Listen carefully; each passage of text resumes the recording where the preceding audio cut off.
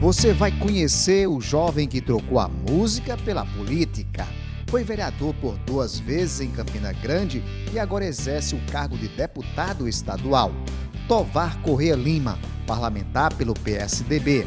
A trajetória estudantil, a família e a vida pública no Impressões, que começa agora.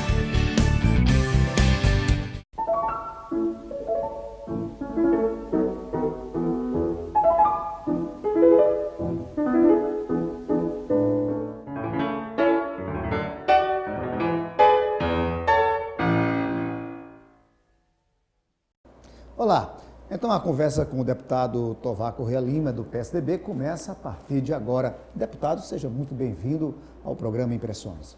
Agradeço a você pelo convite, agradeço a todos os telespectadores que assistiram esse programa para que a gente possa bater um papo aqui descontraído sobre determinados assuntos que você, porventura, queira levantar.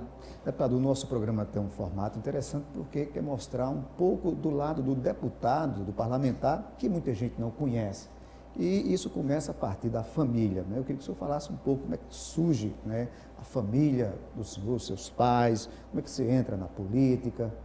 Olha, eu nasci aqui em João Pessoa, né? Nasci na maternidade Roberto Granville, na época existia, que ficava em frente ali à Lagoa.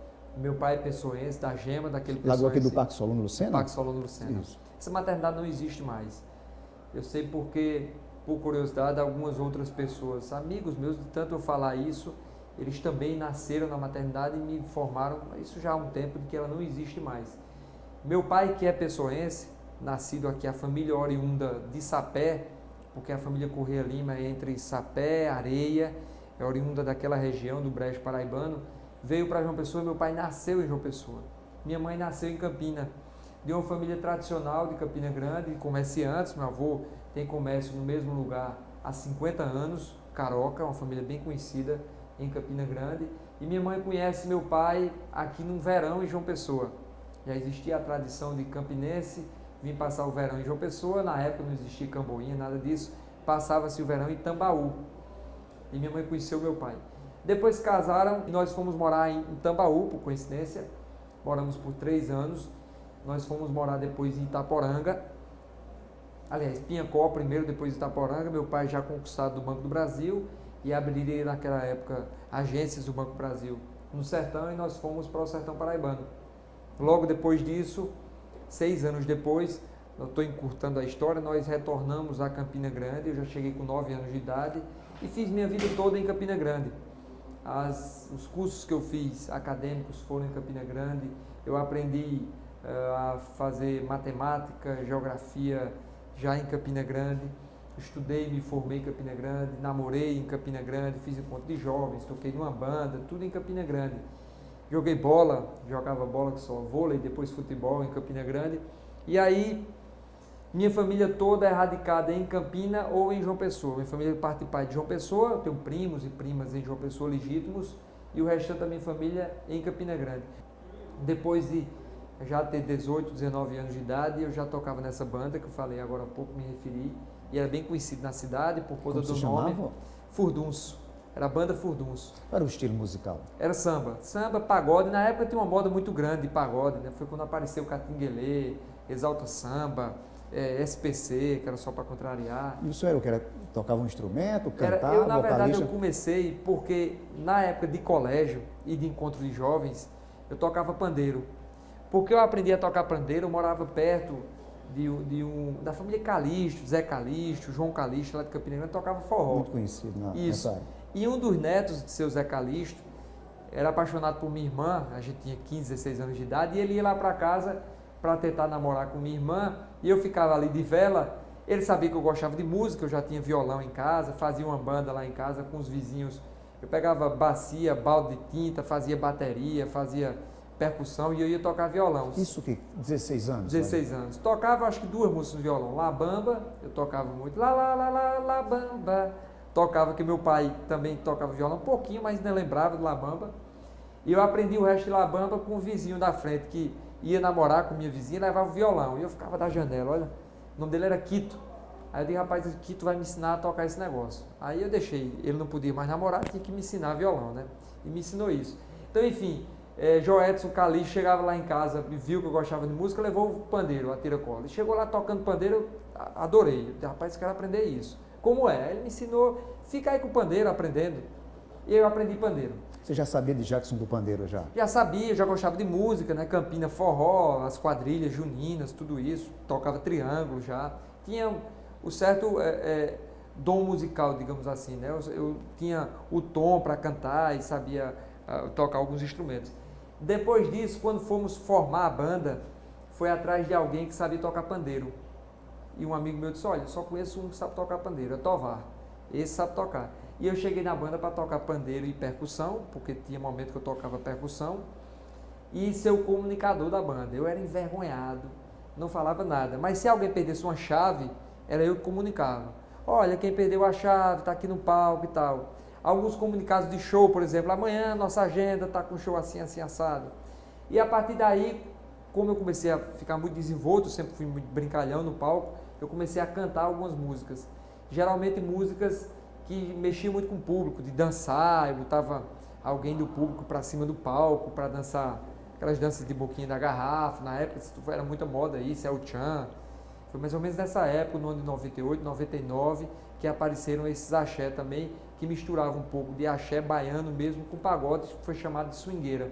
O senhor me falou que tinha uma certa timidez, não é isso? Isso. Como é que o senhor fez para superar? Imaginava com essa timidez chegar ao palanque, chegar ao parlatório para falar e discursar, trazer todo um oratório? Eu era de fato muito tímido. Eu era encabulado, como se chama lá na minha terra. Mas aí a vida foi me proporcionando algumas oportunidades que eu perdesse essa timidez, como no caso da banda. Eu passei a estar na banda e eu estava no palco, era muito vitrine, toda hora eu estava lá no palco, eu tinha que falar. Nós tocamos no Forró, que aqui mais de uma vez, era uma das maiores casas de show do estado. Nós tocamos no Espásio mais de uma vez, que era de fato a maior casa de show do estado, lá em Campina Grande. Tocamos em cima de trio elétricos e tudo isso foi fazendo com que eu perdesse aquela timidez em função do nosso ofício. Não era o nosso trabalho, nosso ofício. A gente precisava não ser tímido. Aí depois veio o advento das entrevistas, que quando eu participei a primeira vez em 2004 para gravar o meu programa eleitoral na TV, eu gravei de primeira. E eu me lembro que o câmera que estava gravando na hora disse, olha, você foi o primeiro a vir aqui e gravou de primeira. E eu disse a ele, talvez por conta das entrevistas que eu já havia dado como tocador, né, como músico, e por conta disso eu tinha uma certa intimidade com a câmera já, que não é fácil, é difícil. Muita gente dá entrevista na rádio, consegue ter uma desenvoltura extremamente positiva e vai para a TV, trava um pouco, porque a câmera realmente tem um jogo de câmera. Aqui eu estou concedendo a entrevista para você, mas tem 3 câmeras na minha frente e você tem todo esse, até a forma de se portar, e na rádio não tem isso, né? Mas eu já tinha esse traquejozinho, porque já tinha um certo costume. E aí fui perdendo essa timidez. Na campanha de 2004, que eu não fui vencedor, perdi a campanha, posterior a isso eu permaneci nos movimentos. Aí sim eu fiz política mesmo, movimentos estudantis, movimentos sociais, me liguei muito a clubes de mães, Campina Grande tem uma força muito grande. O senhor nessa época estava na universidade? Eu já tinha me formado, eu tinha me formado em administração, mas fazia engenharia civil na UFCG, lá em Campina Grande. E aí fui candidato em 2008, tranquei o curso e vou ser candidato a vereador em 2008. Tranquei o curso de engenharia. Foi a única coisa contra minha mãe, que minha mãe, eu fiz uma reunião com toda a minha família e disse, olha, eu vou definitivamente ser candidato mais uma vez, o que é que vocês acham? Meu avô foi um primeiro a ser contra, olha, você já é formado em administração, vai trabalhar com outra coisa, política não é um bom negócio, não é um bom caminho para você jovem e tal. Fora o meu avô, todos os outros me apoiaram. Ah, acho que você tem que ser mesmo. E aí a maioria ganhou, venceu. Eu disse ao vovô Caroca na época que, como a maioria venceu, então seríamos candidato a vereador em 2008. Mas tive o irrestrito apoio dele, de minha avó, de todo mundo. Mas ele não queria que a política termine lhe machucando muito. Nós vamos a um intervalo e voltamos daqui a pouco e nós vamos falar sobre um pouco da vida política do deputado na Câmara Municipal de Campina Grande e aqui na Assembleia Legislativa. A gente volta em instantes.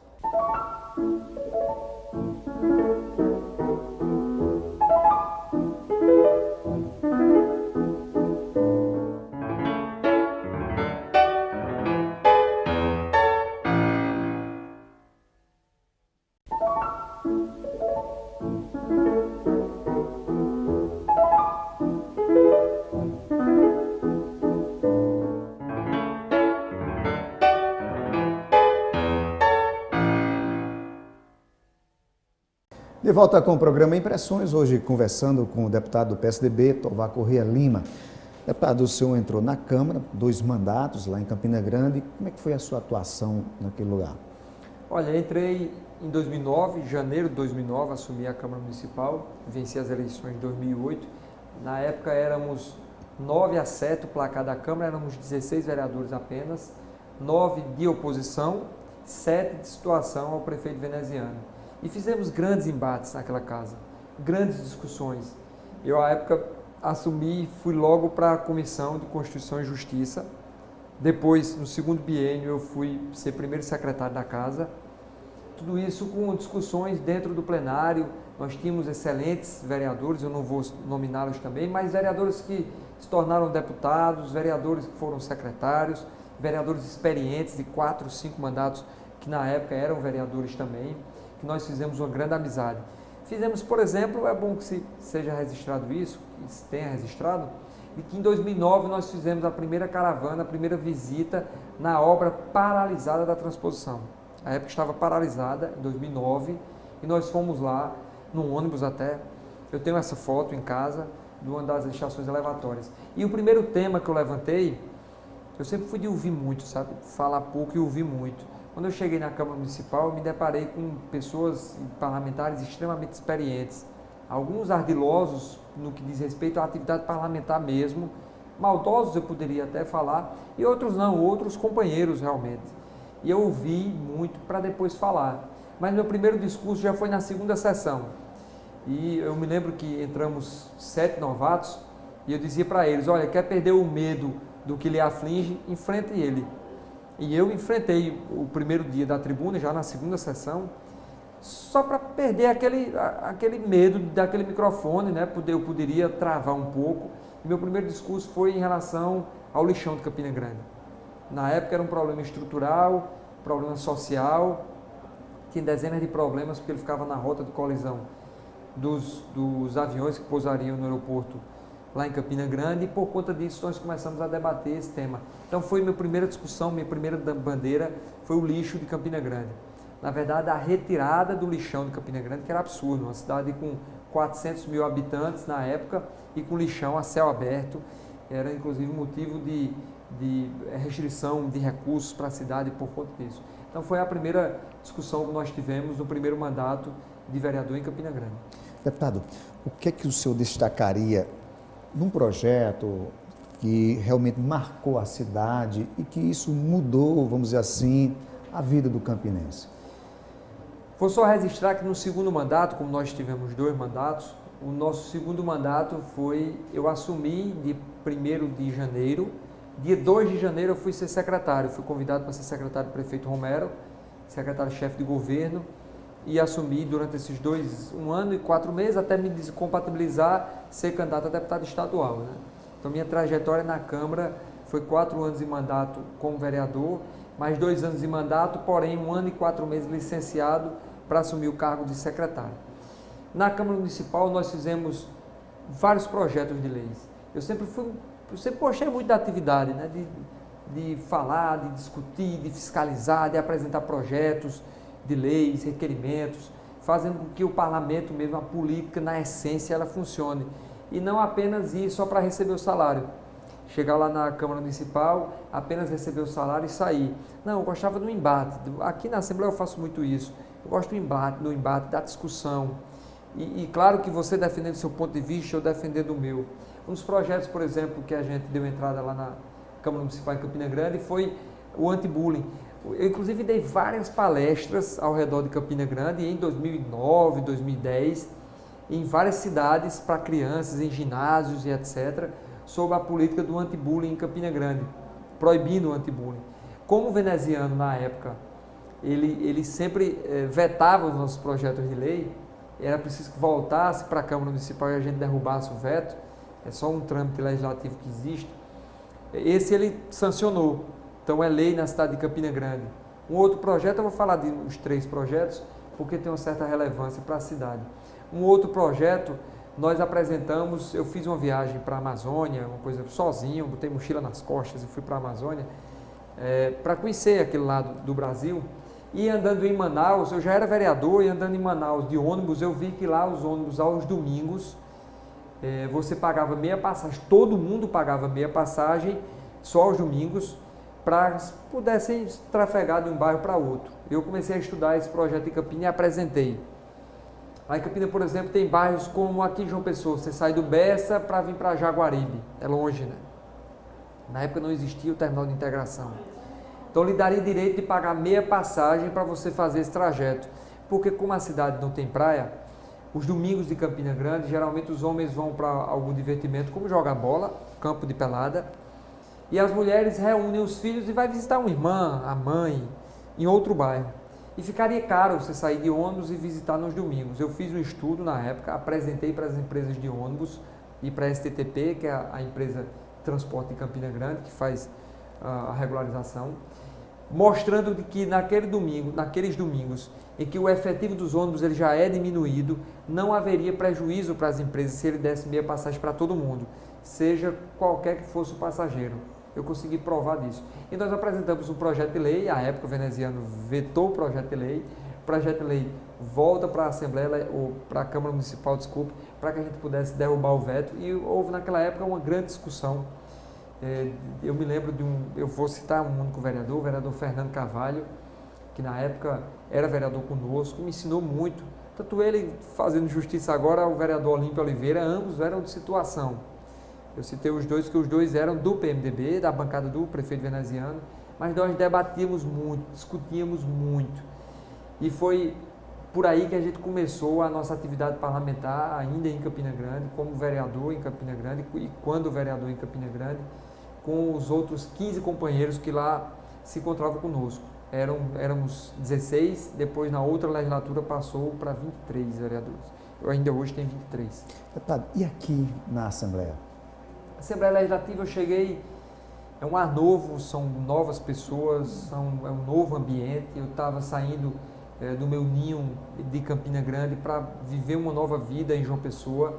Apesar de morar em Campina Grande, eu trabalho aqui em João Pessoa, então as pessoas que me circulam hoje são pessoas diferentes. Eu tenho TV Assembleia, lá na Câmara não tem. O nosso trabalho no dia a dia com o corpo técnico da Assembleia é muito mais elaborado do que no próprio Parlamento Mirim. E eu vou destacar apenas 2 projetos que nós demos entrada aqui, que foi de grande, inclusive, repercussão. Um deles, existia uma discussão através do MEC, uma resolução do MEC, de que você só poderia ser alfabetizado se você tivesse 6 anos completos. E eu, na época, o ano passado, falei com a deputada de Pernambuco, e nós fizemos de comum acordo um projeto único, o projeto dela civil para mim, o meu civil para ela, para que nós apresentássemos de que no nosso estado, quem fizesse aniversário até o mês de março do outro ano subsequente, ele poderia ser matriculado e poderia ser alfabetizado, que agora é o primeiro ano, né? A antiga alfabetização é o primeiro ano. Esse projeto foi aprovado, sancionado, os pais vieram para a Assembleia, uma grande discussão, foi uma grande vitória nossa, inclusive, nossa, que eu falo da Casa, da Assembleia, dos deputados, projeto aprovado e de muita valia para todos os populares, todas as pessoas, toda a sociedade. Deputado, para a gente encerrar, a experiência é no Legislativo, Mirim, agora no Estadual. O senhor tem sonhos de entrar no Executivo?